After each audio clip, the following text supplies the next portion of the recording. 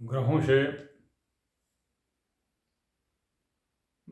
बदलती वह भाग्य जो छिपी हुई है और अज्ञात है। प्रस्तुत वीडियो का यही प्रधान विषय है। मैं कुछ ऐसे प्रश्न, कुछ ऐसे रहस्य आपके सामने प्रस्तुत करने जा रहा हूँ जो आपको स्वतः ज्ञात है, किंतु वह आप स्वयं उसको अज्ञानता से छिपा रहे हैं। जिसका जानकारी नहीं है वो आपको आप छिपा रहे हैं, मतलब छिप जा रही है। किस तरह से आप देख लीजिए। मैं आपको किसी विज्ञान या किसी विशेष उदाहरण के द्वारा नहीं, बल्कि आपको प्रचलित उदाहरण के द्वारा मैं समझा रहा हूँ। जैसे मान लीजिए कोई घर है, घर में कई कमरे हैं, बीच में आंगन है। अभी मान लीजिए किसी एक घर में आप रोशनी जलाते हैं, तो चूंकि उसके दोनों तरफ दीवार है, इसलिए वह रोशनी दूसरे घरों में नहीं जाएगी। किंतु यदि जो दीवार है वहाँ पर केवल लकीर खींच दी जाए, जहाँ जहाँ पर दीवारें हैं वहाँ पर लकीर खींच दी जाए, केवल एक सीमा या निशान के लिए कि यहाँ तक, इस कमरे की सीमा यहाँ से यहाँ तक है, इस कमरे की सीमा यहाँ से यहाँ तक है, केवल एक निशान लगा दिया जाए, लकीर खींच दी जाए। और उस एक घर में अगर आप रोशनी जलाते हैं तो आप स्वयं सोचिए कि दोनों घरों में रोशनी जाएगी कि नहीं जाएगी। जो बाकी दोनों घर हैं या तीनों घर या सामने के घर हैं, उनमें रोशनी जाएगी या नहीं जाएगी? जाएगी। तो अब आप देखिए, मैं एक बात बता दूं ये आपको कि आज प्रायः प्रत्येक व्यक्ति अपनी कुंडली देखना चाहता, जानता और कुछ हद तक उससे जानकार भी है। कुछ नहीं जानता है तो उसको यह तो पता है ही कि मेरे पहले घर में गुरु है, दूसरे घर में मंगल है, तीसरे घर में राहु है। इस तरह से उसको ज्ञात तो है ही है। कुछ लोगों को विशेष रूप से ज्ञात है कि शुभ ग्रह में, शुभ घरों में, जैसे आपका 1, 4, 5, 7, 9, 10, इन घरों में अगर शुभ ग्रह बैठे हों, अच्छे ग्रह बैठे हों तो अच्छा फल होता है, अशुभ ग्रह बैठे हों तो अशुभ फल होता है। यह प्रायः प्रत्येक व्यक्ति को ज्ञात है जो इसके बारे में जानकारी रखते हैं, और उसी के आधार पर ये फल निकाल लेते हैं कि शुभ ग्रह में, जैसे मान लीजिए चौथे घर में गुरु है तो वह गुरु अच्छा फल देगा, क्योंकि वो उस घर का प्रभाव बनाए हुए है।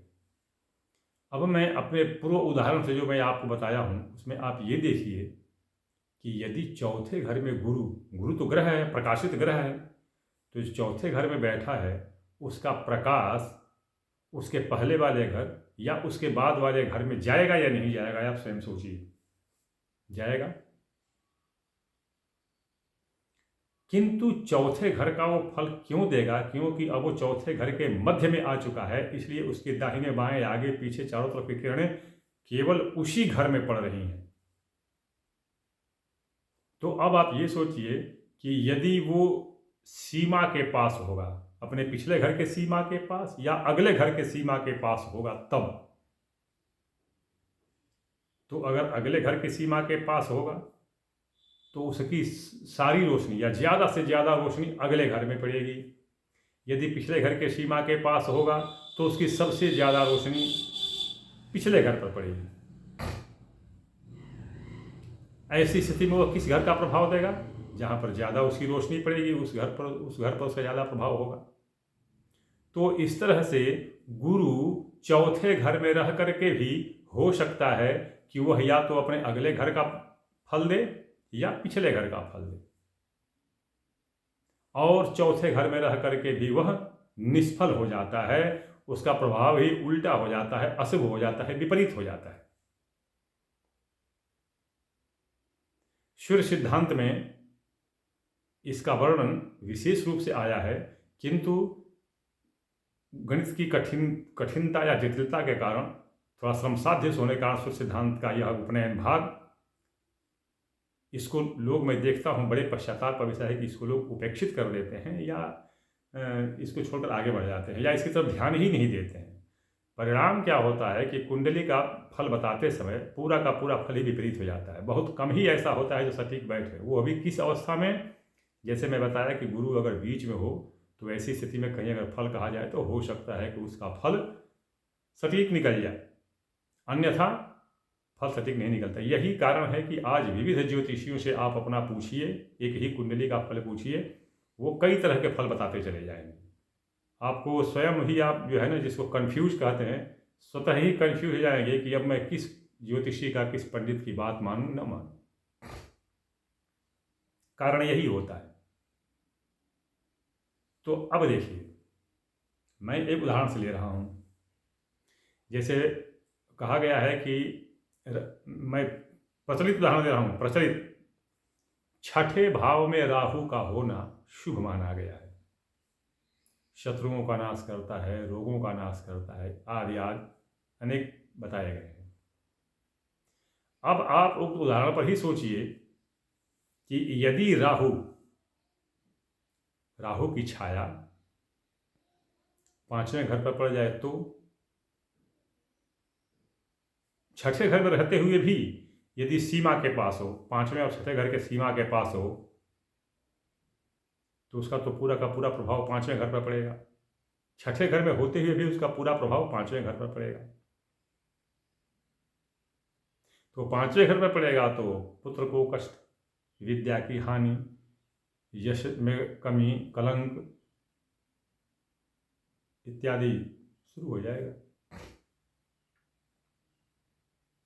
तो इस, और अगर मान लीजिए कि वह सातवें और छठे घर की सीमा के पास हुआ तो पत्नी पत्नी में विच्छेद, वैवाहिक दुख, व्यावसायिक हानि यह होगा। जबकि राहु छठे घर में बैठा है, राहु के लिए अच्छा घर माना गया है छठा घर, लेकिन छठा घर में बैठ करके भी देखिए यह क्या क्या परिणाम देता है और क्यों नहीं देगा। मैं आपको तार्किक रूप से बता दिया कि यदि राहु छठे और सातवें घर की सीमा के पास होगा तो उसका पूरा का पूरा प्रभाव, उसकी पूरी छाया सातवें घर पर पड़ेगी। तो छठे घर में बैठ करके भी वह सातवें घर का नाश कर रहा है, पति पत्नी में विच्छेद करा रहा है, तलाक हो जा रहा है, संबंध विच्छेद हो जा रहा है, पत्नी की मृत्यु हो जा रही है या पति की मृत्यु हो जा रही है या व्यवसाय नष्ट हो जा रहा है। ये तरह तरह के यह प्रभाव आपको सातवें घर के देखने को मिल जाएंगे छठे घर में राहु के रहने के बावजूद भी, जबकि छठा घर राहु के लिए अच्छा माना गया है। तो इस तरह से आप अपने ऐसी स्थिति में क्या करें। अब मान लीजिए कि आपकी वैवाहिक स्थिति जो है वह गड़बड़ हो गई है, डगमगा गई है। सातवें घर में संजोग, मान लीजिए सातवें घर में गुरु ही पड़ा हुआ है। मैं गुरु सबसे शुभ ग्रह मान लेता हूं, सातवें घर में गुरु ही पड़ा हुआ है।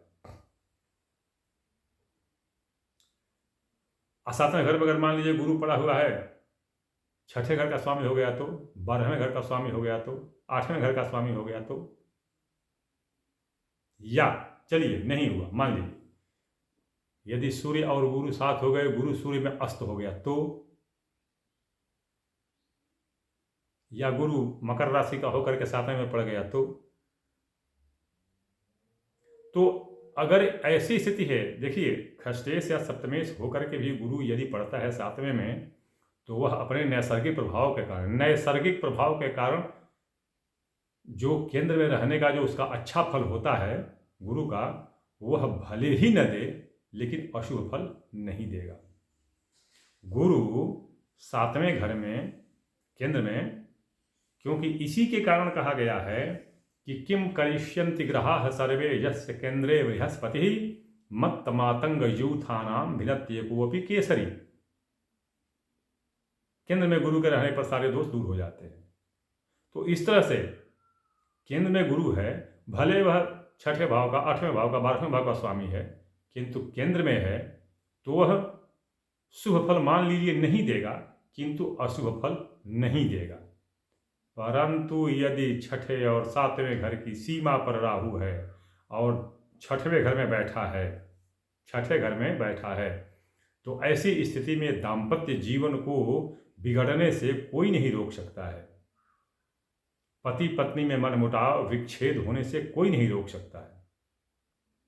तो तब ऐसी स्थिति में क्या करना चाहिए इसके निवारण के लिए तो राहु का हो गया, राहु का ही नहीं, किसी भी ग्रह के कारण ऐसी स्थिति में, जब ऐसी स्थिति आती है और दुर्भाग्य की अवस्था आती है या लगातार दुर्भाग्य के दिन चल रहे हैं, दुर्दिन चल रहे हैं, तो ऐसी स्थिति में इनको मिटाने के लिए, इनसे मुक्ति पाने के लिए क्या करते हैं? निवारण के लिए इसको कहते हैं जांगीड़ विधान।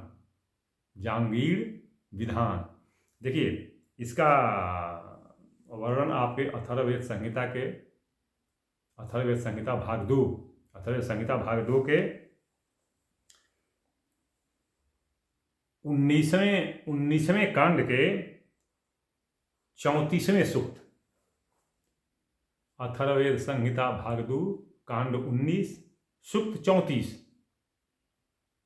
और 35, दोनों में इसका वर्णन दिया गया है। ध्यान रहे, इसको आप यदि नवलग्रह प्रकाशन से लें तो उसमें इसका विधिवत वर्णन दिया गया है, और बाकी का लेंगे तो वर्णन तो है किंतु केवल उसका शब्दार्थ के तौर पर, भावार्थ नहीं, शब्दार्थ के तौर पर इसका वर्णन दे दिया गया है। भाई वेद है, बहुत बड़ा हो जाएगा तो थोड़ा सा उसको ये करने के लिए सब शब्दार्थ दिया गया है, भावार्थ में, लेकिन जो नवलग्रह प्रकाशन का होगा वह उसमें आपको मिल जाएगा। क्या चीज़? अथर्ववेद संहिता भाग 2 कांड 19 सूक्त 34 और 35, इसमें जंगम विधान से आप बताया गया है कि यह एक ऐसा विधान है जो ऐसी स्थिति में, ऐसी जो बताया मैं कि ऐसी स्थिति आ जाए और आपको पता हो कि यह तो ग्रह शुभ है, शुभ ग्रह पे बैठा हुआ है, किंतु वास्तव में वह कितना अशुभ फल दे रहा है, छिपा हुआ है, अज्ञात है, पता नहीं चल पा रहा है। तो ऐसी स्थिति में यह जो जांगीड़ विधान है, यही आपका काम। अब ऐसा है कि जांगीड़ विधान में, अथर्ववेद में इसको मणि के दर्जा, जो जांगीड़ मणि है उसके दर्जा, लेकिन जांगीड़ मणि भी होती है, जांगीड़ मणि भी होती है। और ये जांगीड़ विधान का देखिए कैसे वर्णन बता रहा है कि जंगीड़ो असि जंगीड़ो रक्षास्ति जांगीड़ द्विपाद चतुष्पादस्माकं सर्वम रक्षतु जंगीड़। अब इसको मैं एक और मतलब इसी तरह मंत्र हैं, अब दूसरी दिशा में जाएंगे तो बता रहे हैं कि जो हिंसा करने वाले कृत्याएं 150 की संख्या में, जो हिंसा करने वाले कृत्याएं 150 की संख्या में है। ध्यान दीजिएगा, एक बात बता दूं, जोड़ लीजिए 150 संख्या आ रही है। ये आपके भाव होते हैं 12, ये कुंडली में भाव 12 होते हैं, ग्रह कितने हैं? 9। तो एक एक घर में एक एक ग्रह तो कितने हो जाएंगे? 108, 12 9 108। 108 तो ये हो गए। अभी ये 9 ग्रह, अगर 9 ग्रह अगर वक्री होते हैं, देखिए ये वक्री मार्गी, अस्त पापग्रस्त, देख रहे हैं ना आप। इसको अगर आप मल्टीप्लाई ये एक जगह में गुणा करते चले जाएंगे तो कुल संख्या आती है 150। कुल संख्या 150 आती है। तो यह 150 तरह की, क्या कहता है कि जो हिंसा करने वाले कृत्याएं 150 की संख्या में हैं, तथा जो 100 हिंसक कर्म करने वाले हैं, हिंसक कर्म करने वाले हैं। मैं आपको बताया कि ये 100, ये जो बता, देखिए शतम कृत्या कृतश्च, ये इसको अगर आप इसका जिसको प्रोज ऑर्डर कहते हैं, इसको हम अन्वय के तौर पर लेंगे तो या गृत्स्त्री 85 ही शतम कृत्या कृतश्च, ये तो एक जगह 150 हो जाएगा और एक जगह 8 और 100 108 हो जाएगा। तो जो हिंसक कर्म करने वाले हैं उन सभी को यह जांगीड़ मणि या जांगीड़ विधान अपने तेज से प्रभावहीन बनाकर हमसे दूर हटाए। तो मेरे कहने का मतलब है कि जांगीड़ विधान होता है, मैं इसको कराया भी हूँ, मैं इसको कराया भी हूँ। और अभी आपको मैं बता दूँ कि पिछले 6 दिन तक मैं वीडियो बनाने नहीं आ सका हूँ। पिछले 6 दिनों में 42 जो मतलब ये कराने पड़े थे कई तरह के विधान, ऐसे ही कई तरह के विधान कराने पड़े थे मंदिर में अपने। तो आ गए थे लोग, दूर दूर से आ गए थे, बहुत दूर दूर से आ गए थे लोग। और 2 तो बेचारे बड़े परिश्रम से ऐसे जगह से आए हुए थे जहाँ बर्फ़ से वो जो देश ढके हुए हैं, जिसमें एक का नाम नॉर्वे है और एक का नाम मेक्सिको है, तो आए हुए थे। तो खैर मतलब ये करा रहा था, इसलिए मैं वीडियो बनाने नहीं आ सका, ना मैं वीडियो बना सका। तो ये जो है विधान कराता, तो ये जो जो जांगीड़ विधान है, ऐसी स्थिति में जांगीड़ विधान बिल्कुल रामबाण उपाय होता है, बिल्कुल रामबाण उपाय। विशेष रूप से शादी, अगर शादी नहीं हो पा रही है तो कोई रोक नहीं सकता है शादी होने से जांगीड़ विधान के बाद। तो अब देख लीजिए, मैं बताया आपसे कि देखते हैं कि भाई ये तो चौथे घर में शुक्र बैठा हुआ है, 7वें घर में शुक्र बैठा हुआ है, फिर ये क्यों गड़बड़ है? 7वें घर में शुक्र है या चौथे घर में गुरु है, तो ये तो पंच महापुरुष योग हो गया। किंतु अब आप सोच लीजिए, चौथे घर में गुरु है, 2 3 4 अंश में है, अर्थात तीसरे और चौथे घर के सीमा के पास है, तो गुरु का सारा फल चला जाएगा तीसरे घर में, और तीसरे घर में जाते हैं उसका परिणाम उल्टा हो जाएगा, विपरीत हो जाएगा, अशुभ हो जाएगा। तो तब क्या होगा? तब तो चौथे घर में शुभ बैठा हुआ है, शुभ ग्रह, परिणाम उल्टा हो रहे हैं। तो हमको तो यही ज्ञात है कि चौथे घर में गुरु बैठा हुआ है वो तो अच्छा फल देगा, यह इसका परिणाम नहीं है, किसी और परिणाम से होगा, अविच्छिन्न परिणाम, मतलब छिपा हुआ। तो ऐसी स्थिति में आपको यही कार्य करना है, क्या? जांगीड़ विधान। ये और उसमें जांगीड़ मड़ी भी होती है, उदाहरण करना पड़ता है, तो यही एक विधान है। तो आप अपनी कुंडली को अच्छी तरह से उसको देखें, गणित करके निकालें कि वह सीमा किस घर के आसपास में है, और तब विधान करें। वरना कुंडली मांगलिक नहीं है, फिर भी आप मांगलिक कह करके और अच्छे अच्छे घरों को बिगाड़ देंगे, अच्छी शादी को भी तोड़ देंगे, अच्छे लड़के लड़की के भी संबंध होने में बाधा पैदा कर देंगे। और यही आजकल हो रहा है। आगे मैं बता दूं, मैं प्रत्येक वीडियो में अपना व्हाट्सएप नंबर देता हूं, 9889649352। आप इस पर संदेश भेजें तो मैं उसका उत्तर दूंगा। किंतु तर्क वितर्क, शास्त्रार्थ या अपनी विद्वता प्रदर्शन के लिए इस व्हाट्सएप नंबर का प्रयोग न करें, मैं कोई जवाब नहीं दूंगा। दूसरी बात कि अगर आप कोई संदेश, कोई समस्या भेजते हैं तो मुझे उसकी गणना करने में थोड़ा समय लगता है।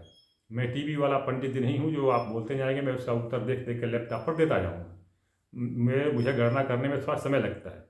और भाई कई व्यक्तियों का आया हुआ होता है, तो जो व्यक्ति का पहले आता है उसका पहले उत्तर देना पड़ता है, तो आपको उत्तर देने में हो सकता है थोड़ा समय लग जाए गणना करने में। और अंत में, मैं निःशुल्क सेवा नहीं करता। जब तक मैं अपने सेना की सेवा में था, फौजी सेवा में था, निःशुल्क सेवा करता था। अब मैं बिल्कुल शुल्क लेता हूँ, और मुझे ऐसा लगा है, जैसे पता चला है मेरा शुल्क और लोगों से बहुत ही ज़्यादा है। तो जिसको उत्सुकता हो, जो मेरा शुल्क दे सकने में समर्थ हो या जिसकी इच्छा हो, वही संपर्क करे, अन्यथा संपर्क न करे। अगले वीडियो में किसी अगले विषय के साथ प्रस्तुत हो रहा हूँ, आप प्रतीक्षा करें।